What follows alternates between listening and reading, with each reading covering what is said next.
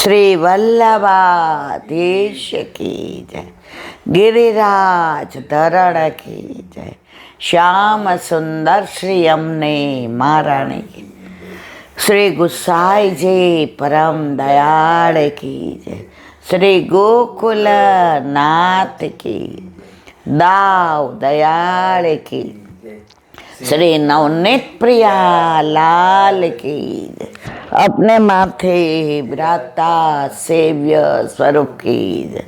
बधाई वैष्णव ने जाजा કરીને जय श्री कृष्ण। આજે મા મહિનાનો છેલ્લો દિવસ અમાસ. આપણા માટે તો રોજ પહેલો જ દિવસ હોય. વૈષ્ણવના ઘેર તો રોજ ઉત્સવ. એમાં સૌથી આખા વર્ષમાં મોટામાં મોટો ઉત્સવ હોય તો 40 દિવસનો હોળી. વસંત આવે, હોળી આવે, ફાગ આવે, ડોલ આવે. 4 યુથના ભાવથી ને 4 અત્યારે તો એ રશિયાની ચારે બાજુ રમઝટ જામી હોય.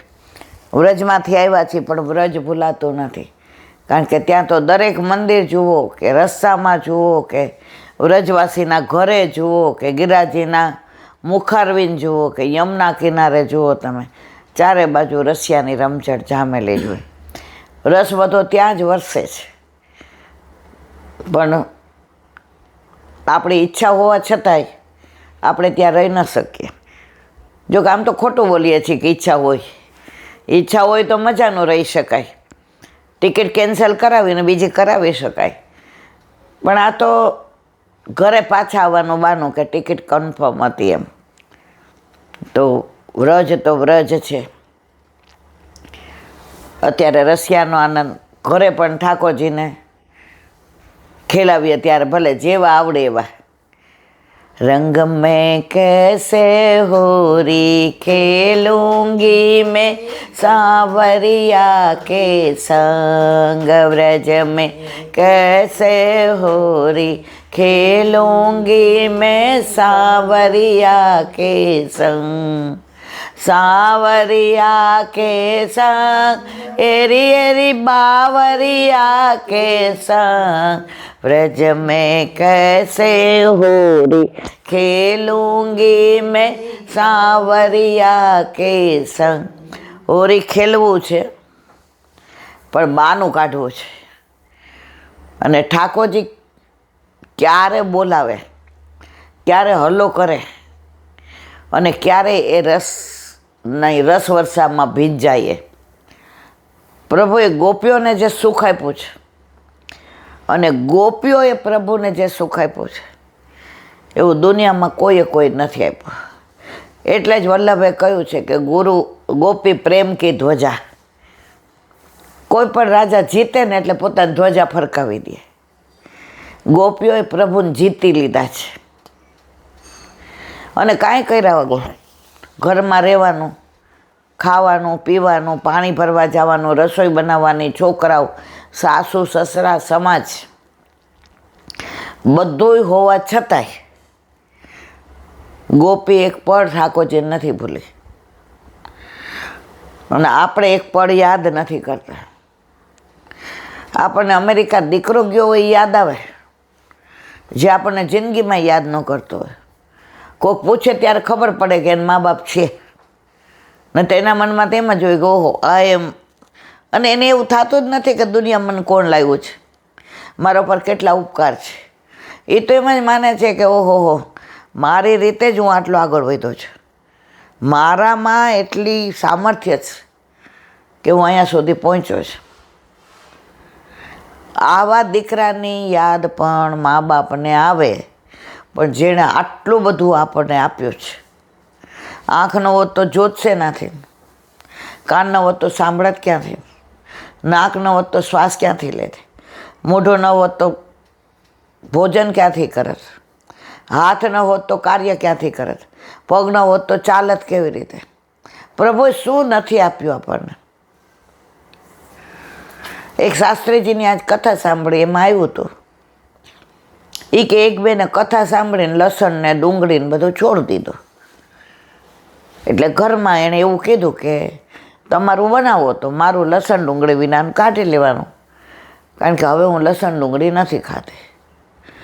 તો બધા એની ઠેકડી ઉડાડવા માંડ્યા ને મસ્કરી કરવા માંડ્યા ને મોટા ભક્તાણી થઈ ગયા ને હવે તો તમારામાં પરિવર્તન આવી ગયું ને તમને તો હવે ભગવાન મળી જશે ને ખાવા ન ખાવાથી ને મળી જતા હોય તો કેટલા ઇનામ થાય. તો ઓલા બેને 2-3 દી સાંભળ્યું. પછી ત્રીજા દિવસે પાછા આવ્યા શાસ્ત્રીજી. એ કે આ કથા સાંભળીને મેં આ છોડી દીધું.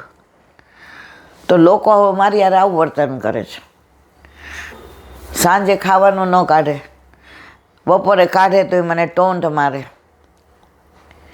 સાંજે એમ કે ખાવું હોય તો ખાઈ લ્યો, એટલે પછી હું દૂધ ને રોટલી ખાઈ લઉં કે ભાઈ મારે લસણ ડુંગળીવાળું નથી ખાવું. શાસ્ત્રીજીએ જ કહ્યું કે લોકો ભક્તિ માટે પરિવર્તન કરીએ તો કેમ બોલે છે? આજે વ્યક્તિ માટે બધાય કરે છે. પત્ની પતિના ઘરે આવે તો એનામાં પરિવર્તન આવે છે ને. એના મા બાપના ઘરે 8 વાગે ઉઠતી હોય, અહીંયા 5 વાગે ઉઠી જાય.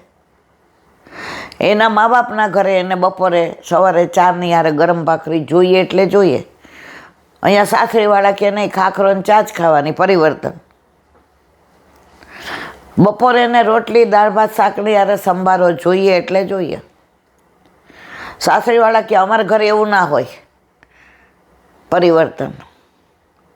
તો ત્યારે કોઈ વ્યક્તિ માટે બદલાય છે ત્યારે નથી કહેતા. પતિ પણ પત્ની માટે બદલાય. મસાલા ખાતો હોય, માવા ખાતો હોય, સવારે બહુ મોડા 10 વાગે ઉઠીને ઓફિસ જતો હોય. હવે ધીમે ધીમે પેલી એમ કે ના વહેલું ઉઠવું જોઈએ. બા સેવા કરે છે તો દર્શન કરીને જાઓ. સવારે બ્રશ બરાબર કરો, નાહી ધોઈને નીચે આવો. તો પરિવર્તન આવ્યું કે નહીં? પત્ની માટે પરિવર્તન આવ્યું તો નથી બોલતા. પતિ માટે પરિવર્તન આવે તો નથી બોલતા.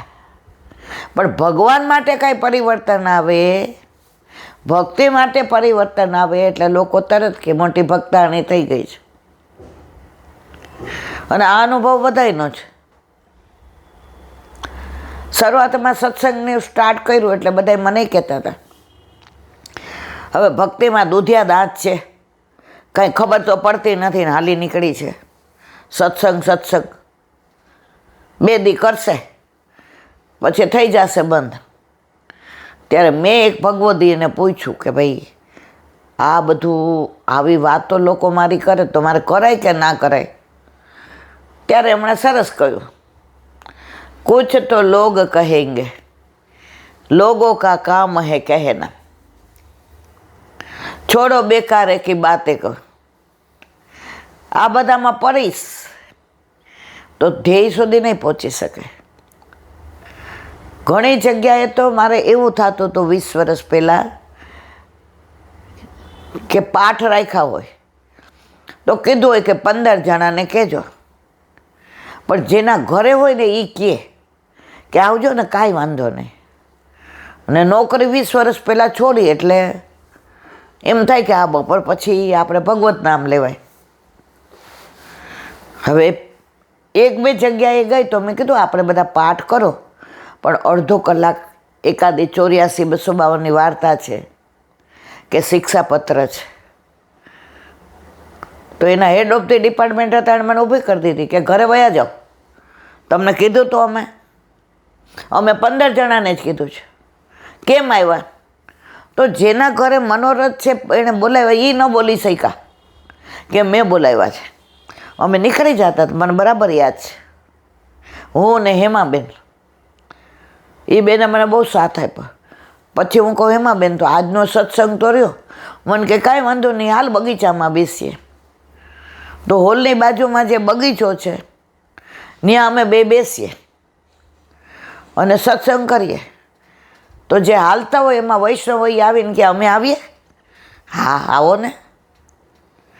આવી રીતે સત્સંગ ધીમે ધીમે ધીમે ધીમે લોકોની ગાળો ખાતા, લોકો કાઢી મૂકે તો નીકળી જતા, લોકો અમને ના પાડી દેતા કે તમારે નથી આવવાનું. જો વલ્લભે કૃપા કરી તો કે આપણે કાંઈ લેવું દેવું નહોતું. આપણે કોઈ પૈસાની અપેક્ષા નહોતી, આપણે સ્ટેટસ નહોતું જોઈતું, પ્રતિષ્ઠા નહોતી જોતી. પ્રતિષ્ઠા તો મારા વલ્લભની હોય, આપણી થોડી હોય. આપણી થોડી લાયકાત છે કે આપણને પ્રતિષ્ઠા મળે. પણ એવા તબક્કામાં 5 વર્ષ રહી. ઘણી વાર મનમાં એમ થાય બધું બંધ કરી દેવું જોઈએ. લોકો મને કાઢી મૂકે છે, લોકો મને ગાળો દે છે, મારી હાજરીમાં એમ કે મોટી આવી સત્સંગ કરવાવાળી બંધ કર. આપણે અડધી વાર્તા એ બંધ કરી દેવું પડે. ત્યારે બહુ નાસી પાસ થઈ ગઈ હતી કે સત્સંગ કરવો મારા બસની વાત નથી.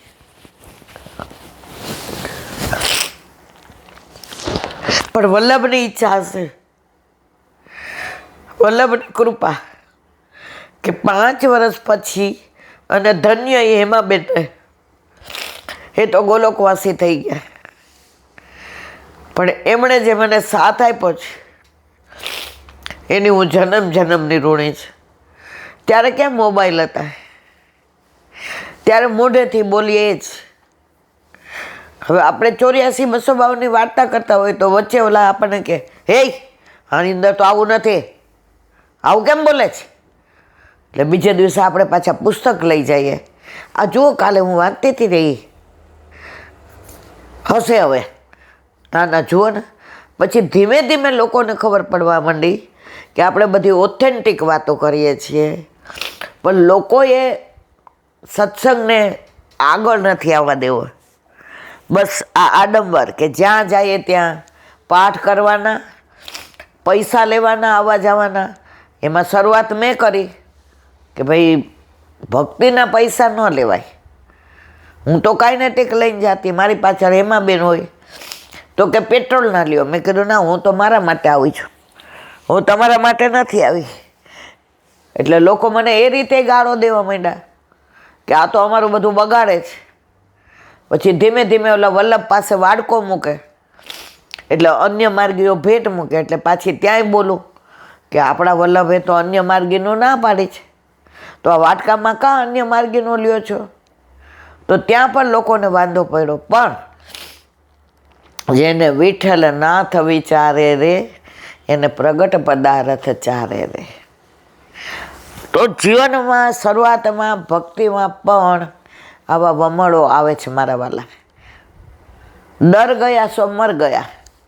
એ 5 વર્ષ મેં એટલા બધા ખરાબ કાઢ્યા છે. એક તો નોકરી વોલેન્ટરી લઈ લીધેલું, એટલે હવે સાંજે 5 વાગ્યાથી ને 7 વાગ્યા સુધી એમ થાય કાંઈક કોકની હારે શેર કરીએ, કીર્તન કરીએ, ધૂળ ગાઈએ, સત્સંગ કરીએ. પણ લોકોએ જે મને હેરાન કરી છે એ મને હજી યાદ છે. પણ હું એ લોકોની બહુ ઋણી છું, હું એ લોકોની આભારી છું. એ લોકોએ મારી સાથે આવું વર્તન ના કર્યું હોત તો વલ્લભે મને આવું વાણીનું દાન આપ્યું ના હોત. ધન્ય છે એ લોકોને કે મને કાઢી મૂકતા હતા. અને એમાં જ્યારે મેં રિક્ષાના પૈસાની ના પાડી ત્યારે લિટરલી એ લોકો મને રડાવતા કે તારે લઈને બીજાને આપી દેવાના, ના પાડવાની નહીં. મેં કીધું હું નહીં લઉં, અને તમે લોકો લેશો એનો વિરોધ કરશો કે અમારા મંડળમાં આવવાનું નહીં. મેં કીધું કાંઈ વાંધો નહીં, બીજા મંડળમાં જાય તો એમાંય હું વાંધો લઉં. એટલે કે અમારા કોઈ મંડળ મને આવવા નહોતું દેતું. શું કામ? મને વાંધો ભક્તિના પૈસા સામે હતો. વલ્લભે એવી કૃપા કરી કે વલ્લભના સિદ્ધાંતો પ્રમાણે જ પૈસા લેવાય નહીં એ વસ્તુને વળગી રહી. તો આજે ધીમે ધીમે દરેક જગ્યાએ મંડળોમાં ભક્તિના પૈસા લેવાનું બંધ થઈ ગયું છે. પણ હજી એક વસ્તુની વિનંતી કરવાની કે રોજ તમે બીજાના ઘરે પાઠ કરવા જાઓ, પાઠ તો જાતે કરવાના છે. વલ્લભે એવું નથી કીધું હવે તમે પાઠ જાતે નથી કરતા ને ત્યાં કરો છો, અને પછી તાલીઓ પાડો છો, નાચો છો, ગાઓ છો, નાસ્તા કરો છો. તમે 3થી એમાં 2 વાગ્યાથી બધા ભેગા થાય, એમાં 60% ઊંઘતા હોય. હવે તો આ વિડીયોના લીધે આપણે કહેવું પડે કે બેન એ બેન, પણ હોલમાં તો આપણે જઈએ એટલે 5 જણા નક્કી જ છે. જેવો સત્સંગ ચાલુ થાય એટલે આમ કહે આપણે કહેવું પડે કે આ બાજુ વિડીયો તમે પાછો તમારો કેમેરો ફેરવતા નહીં. અને એ જ લોકોએ આપણને હેરાન કર્યા હોય, કાઢી મૂક્યા હોય. એ જ અત્યારે કે અમારા ઘરે સત્સંગ કરવા, અને આપણે જવાનું સમજ્યા ત્યાંથી સવાર. દ્વેષ ક્લેશ રાખીએ તો વલ્લભને ના ગમે. આપણે આવા છીએ તો વલ્લભને આપણને છોડ્યા. આપણામાં શું સારું છે કે વલ્લભ આપણને પ્રેમ કરે? વલ્લભના સિદ્ધાંતો પ્રમાણે જીવતા નથી, સેવા એ પ્રમાણે નથી કરતા, સત્સંગ નથી કરતા, સ્મરણ નથી, તો વલ્લભ આપણને છોડે છે? તો આપણે પણ ક્યારેય કોઈ આપણી યારે આવી રીતે વર્તન કરે, ભૂલી જવાનું. ભૂતકાળને ભૂલીએ તો વર્તમાનમાં આગળ વધાય. આજે એ જ લોકો બધા મને ખરેખર એટલો બધો પ્રેમ કરે છે, પણ મને ખબર છે ઉપર છલો છે, કારણ કે બધાને બતાવવા માટે.